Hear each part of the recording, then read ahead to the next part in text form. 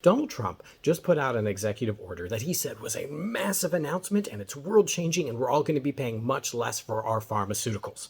Is it true? Is it actually going to happen? Because let's be honest, that would be great. That's a great idea. I love that idea. So here's the thing is probably not. Why? What's my best evidence? Well, if you look at the stock market, you will see that the stocks for these pharmaceuticals went up, not down, when he put out this executive action. And that's weird because you would be thinking, oh, if we're paying less, they're making less money, and therefore the stocks are going to go down because the expectation is that they're going to be making less money. But instead it went up, which suggests that their expectation is that they're going to be making more money. How?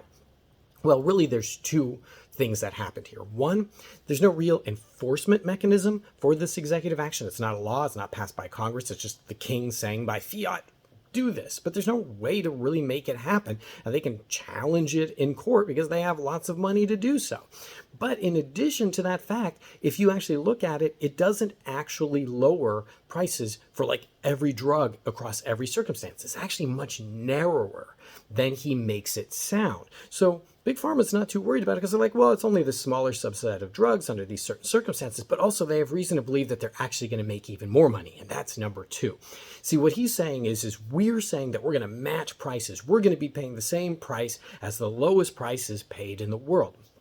Well, if you look at it, the pharmaceutical industry negotiates prices with other countries. They negotiate prices with us. They negotiate. Well, then in their negotiations, they're going to be, well, we have to create an equalized pricing tier.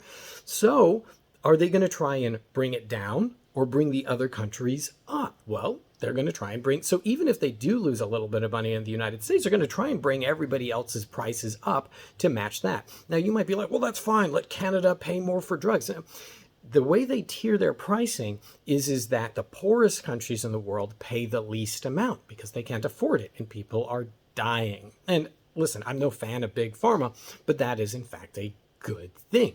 Well, now they have every excuse to say, no, sorry, we have to match it to the United States pricing over there. Sorry, poor people, you better pony up. So they think that they're going to be making money hand over fist. And why do we have every reason to believe that? Because look at Big Pharma. Look at how they treat people and the harms that they've been willing to do to people in order to make as much money as possible. So if their stock prices are going up when Donald Trump makes an announcement, I bet you bottom dollar that this is just another thing that's going to make billionaires more money, and that comes as no surprise to me that it's from the pen of Donald Trump.